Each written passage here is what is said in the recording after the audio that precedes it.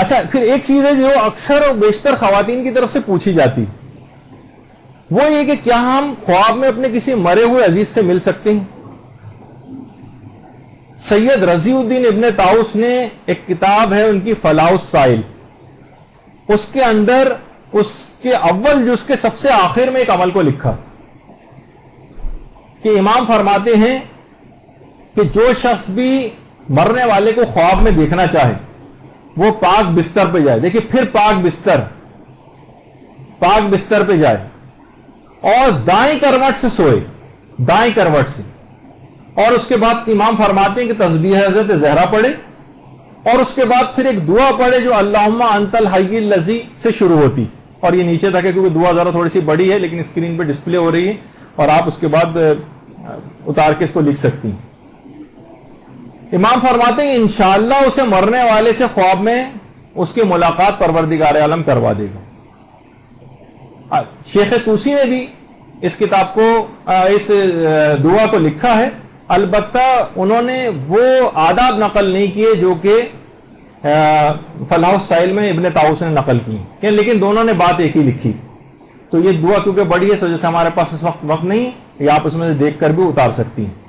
اچھا اب ایک بات اس سلسلے میں اور علماء نے اس کا تجربہ بھی کیا ہے، خالی اس والی کا نہیں بلکہ اگر واقعی کسی کو صدق دل سے اگر اس دعا کو کیا جائے۔ آقا تقی بہلول جو کہ ایران کے ایک عظیم عالم دین تھے اور ظلم و استبداد کے خلاف ان کی ایک جدوجہد کی پوری عبارت ہے، 100 سال سے زائد ان کی عمر تھی اور 50 سال سے زیادہ انہوں نے قید خانوں میں وقت گزارا، اور قید میں ان کو کاغذ اور قلم رکھنے کی بھی اجازت نہیں تھی، اور ان کا حافظہ اس قدر قوی تھا کہ انہوں نے قید کے دوران ہی اہل بیت کی شان میں 2 لاکھ اشعار کہیں، اور یہ خود فرماتے ہیں کہ 2 لاکھ اشعار کیونکہ کاغذ اور قلم بھی میرے پاس نہیں ہوتا تھا تو میں اپنے حافظے میں ان کو محفوظ رکھتا تھا، اور خود تحدیث نعمت کے طور پر یہ بات فرماتے تھے کہ شاید میرے جیسا حافظہ پوری دنیا میں کسی کا بھی نہ ہو۔ اور خالی یہ نہیں بلکہ قرآن اور صحیفہ کاملہ اور نہج البلاغہ اور تمام احادیث کی کتب یہ سب زبانی یاد تھی، اور یہ خود اتنی عظیم شخصیت تھی کئی دفعہ پاکستان بھی آئی تھی، پاکستان میں آتے تھے، ملیر کے علاقے میں رہتے تھے، سفارت خانے کے اور افراد کونسلیٹ کے افراد ایران کے سخت پریشان ہوتے تھے، بغیر بتائے آ جاتے تھے، ان کی حفاظت کے لیے وہاں پر پہنچتے تھے۔ بہرحال اور جب ان کا انتقال ہوا ہے شیخ تقی بہلول کا تو آیت اللہ خامنہئی نے ان کے انتقال پہ ایک تعزیتی پیغام بھی بھیجا تھا، بلکہ لکھا تھا تعزیتی پیغام، اور کہا تھا کہ 100 سال کی ان کی زندگی میں 90 سال انہوں نے عبادت خدا اور لوگوں کی خدمت کرتے ہوئے گزاری، اور ان کا خود آیت اللہ خامنہئی فرماتے ہیں کہ ان کا زہد، ان کا تقوی اور ان کا مسلسل حرکت میں رہنا اور ان کا بے نظیر حافظہ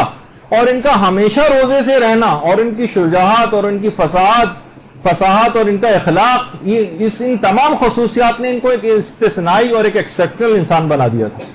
ان کے انتقال سے ایک صدی کی پوری تاریخ اٹھ گئی، یہ آیت اللہ خامنہئی کے جملے تھے ان کے، 50 سال ملا جلا کر انہوں نے قید و بند میں گزارے۔ جب یہ خود فرماتے ہیں جب میں قید میں تھا تو مجھے اطلاع ملی کہ میری بیوی کا انتقال ہو گیا، ان کو اطلاع ملی کہ ان کی بیوی کا انتقال ہو گیا، اور کہہ رہے ہیں کہ اس کو میں بہت غم مناتا تھا اور 3 مہینے اسی طرح سے گزر گئے، اور میں اس کو یاد کر کر کے روتا تھا اور تڑپ کر خدا سے بارگاہ خداوندی میں دعا کرتا تھا پروردگار تو مجھے اس کو خواب میں دکھلا دے۔ کہہ رہے ہیں کہ ایک دفعہ میں رات کو سویا، جب میں نے بہت تڑپ کے دعا کی اسی رات کو مجھے نیند آئی، کسی نے دروازہ کھٹکھٹایا، دیکھا ایک شخص کھڑا ہوا، کہا کہ تمہاری بیوی تم سے ملاقات کے لیے باہر کھڑی ہوئی۔ جب موت کے لیکچرز ہو رہے تھے اس میں بھی میں نے واقعہ سنایا تھا۔ کہہ رہے ہیں کہ میں فوراً باہر نکلا تو دیکھا کہ میری مرحومہ بیوی سبز چادر میں، جو انتہائی خوش رنگ چادر تھی سبز رنگ کی، وہ پہن کے کھڑی ہوئی تھی۔ کہا میں جنت سے تم سے ملنے کے لیے آئی ہوں اور مجھے آپ سے کام بھی تھا۔ انہوں نے پوچھا کہ تم کیسے آئی ہو مجھے یہ بتاؤ۔ کہنے لگی چھوٹے سے ایک سفید رنگ کے ایک جہاز میں آئی ہوں۔ اچھا یہ تو خیر آپ کو دکھانے کے لیے وہ والا جہاز نہیں کہ ہم نے اس کی تصویر کھینچ لی تھی، لیکن ایک تاکہ آپ کے دماغ میں نقش ہو جائے پورا واقعہ۔ چھوٹے سے ایک سفید رنگ کے جہاز میں آئی ہوں، میں نے باہر جھانک کے دیکھا سفید رنگ کا ایک بہت ہی عجیب اور بہت ہی شاندار جہاز کھڑا ہوا تھا۔ میں نے کہا اتنا حیرت انگیز جہاز؟ کہنے لگی یہ تو کچھ بھی نہیں، جنتی لوگوں کے پاس ایسے ایسے جہاز ہیں کہ مجھے اپنے جہاز کی شرمندگی ہوتی ہے ان کے سامنے کہ ہم تو اس کی تصویر کشی بھی نہیں کر سکتے۔ وہ لوگ ایسے جہازوں میں کہ دنیا والے ان جہازوں کا تصور بھی نہیں کر سکتے، جو ہر آن نئے نئے رنگوں میں جلوہ گر ہوتے ہیں. ان جہازوں کی خصوصیات بیوی نے بتائیں. کہنے کہ اللہم صلی علی محمد.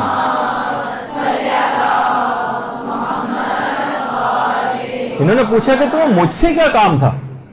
کہا کہ مجھے آپ کو یہ بات بتانی تھی کہ جب میرے اعمال کی جانچ پڑتال کی جا رہی تھی تو میرے ذمے کوئی قابل ذکر خاص گناہ نہیں تھا سوائے ایک گناہ کے جو قابل مواخذہ ہو گیا، اور وہ تھا غیبت کا گناہ. کہ میں جب عورتوں کے ساتھ بیٹھتی تھی اور ان کی باتیں سنتی تھی تو میں بھی کچھ غیبتیں کر دیا کرتی تھی. اپنی اس غیبتوں اور بدگوئیوں کی وجہ سے مجھے فشار قبر ہوا، اور فرشتے مجھے ایسی ارواح کے ساتھ رکھنے کے لیے لے جانے لگے جن پر قیامت تک فشار ہوتا رہے گا. اچانک سے ایک آواز آئی، کیونکہ اس کے دیگر اعمال بالکل صحیح تھے اور اس نے فقط صرف غیبتیں کی ہیں، اور دنیا میں اس نے بہت زیادہ مصیبتیں بھی اٹھائیں، لہٰذا ان کو مجرمین کی ارواح کے ساتھ مت رکھو، ارواح مومنین کے ساتھ رکھو، لیکن اس سے وعدہ لو جب تک یہ جن افراد کی اس نے غیبت کی ان کو راضی نہ کر لے گی جب تک اس کو جنت میں داخل نہیں کیا جائے گا. اب ایک بہت بڑے باغ میں جہاں مجھے داخل کر دیا گیا، جہاں میں نیک ارواح کے ساتھ رہتی ہوں، لیکن مجھے قیامت تک کی مہلت دی گئی. اگر میں نے ان کو راضی کر لیا، مجھ سے ہی کہا گیا ہے اگر اس نے ان کو راضی کر لیا تو قیامت میں سے جنت میں داخل کیا جائے گا، اور اگر یہ ان کو اپنے غیبت کرنے والوں کو راضی نہ کر سکی تو قیامت میں ایک لمبے مقدمے کا سامنا ہوگا اور ایک مدت تک جہنم میں رہنا پڑے گا. میری خواہش تھی کہ آپ میرے علاقے میں جائیں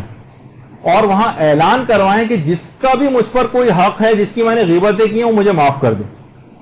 اور مجھے جانے سے پہلے اس نے کہا کہ میں آپ کو خوشخبری بھی دیتی ہوں کہ آپ کو جلد ہی قید خانے سے رہائی بھی ملنے والی ہے، اور آپ مجھے دعاؤں میں فراموش نہ کیجیے گا. وہ مرحومہ بیوی کہہ رہی ہیں. بہلول شیخ تقی بہلول کہنے لگے کہ کچھ دیر، میں نے کہا کہ تم اور رک جاؤ. اس نے کہا نہیں، نماز جماعت کا وقت نکل جائے گا. کہنے میں حیران رہ گیا. میں نے پوچھا کیا جنت میں بھی نماز جماعت ہوتی ہے؟ اس نے کہا ہاں، 5 وقت کی نماز ہوتی ہے.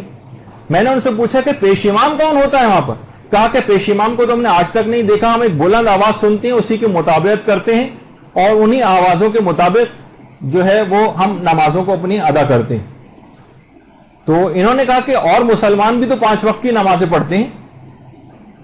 تو ان کی بیوی نے کہا کہ صرف محبان اہل بیت کی نمازیں قبول ہوتی ہیں، اور اللہم صلی علی محمد وعلی محمد.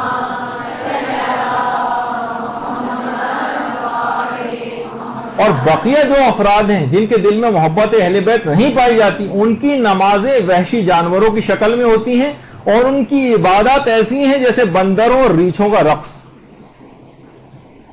یعنی عالم معنوی میں وہ اس انداز کی نظر آتی ہیں، اور ان کی فقط اتنی نمازیں قبول ہوتی ہیں جتنی پرسنٹیج محبت اہل بیت کی ان کے دل میں پائی جاتی ہے، اتنی پرسنٹیج قبول ہوتی ہے. اور ان کے عذابوں میں اتنی ہی تخفیف کی جاتی ہے کہ جتنی پرسنٹیج ان کی محبت اہل بیت پائی جاتی ہے. اور ان میں سے بیشتر کی نمازوں کا ثواب بھی محبان اہل بیت کے نام اعمال میں منتقل کر دیا جاتا ہے. دیکھیں کتنی تفصیل بتائی انہوں نے. کہہ رہے ہیں اچانک میں اس سے بات چیت کر رہا تھا، اچانک سے بلند آواز آئی، جلدی واپس آؤ، واپسی کا وقت ہو گیا. وہ مڑی، بجلی کی تیزی کے ساتھ جہاز میں سوار ہوئی اور آنن فانن وہاں تیز رفتاری سے وہاں سے پرواز کر گئی. کہہ رہے میں فوراً اس وقت نیند سے بیدار ہوا اور کچھ ہی عرصے میں مجھ کو رہائی مل گئی. پھر اس کے بعد کہہ رہے میں وہاں اس کے علاقے میں جا تو نہیں سکا کیونکہ ان کے ساتھ بہت پرابلم ہوتی تھی، قید و بند کی وجہ سے آزاد ہو بھی جاتے تو حکومتیں ویزے وغیرہ نہیں دیتی تھی. اس کے علاقے میں بہرحال میں نے اعلان کروایا، سب نے علاقے کے تمام لوگوں نے اس کے لیے دعا بھی کی اور اس کو معاف بھی کیا. امید ہے کہ اب اس کو وہاں پر آخرت میں کوئی سزا نہیں ملے گی. تو آپ نے دیکھا کہ صدق دل سے کتنی تفصیل اس خواب کے ذریعے شیخ تقی بہلول، یعنی جن کی پوری زندگی ایسی گزری، لیکن کیا ہے کہ اس کا نتیجہ لیکن غیبت کا گناہ اتنا خطرناک، کوئی گناہ قابل ذکر نہیں تھا، صرف یہ گناہ اتنا زیادہ تھا کہ اس کو فشار بھی ہوا، اور جب تک اس سے معافی نہ منگوا لی گئی تب تک اس کو فشار کی اس حالت کے اندر کافی عرصے تک رہنا بھی پڑا، اور قیامت کے اندر بھی اس کے ساتھ یہ ہوا کہ جب تک وہ اپنے آپ کو معاف نہیں کروا لے گی جب تک جنت میں داخل نہ ہوگی.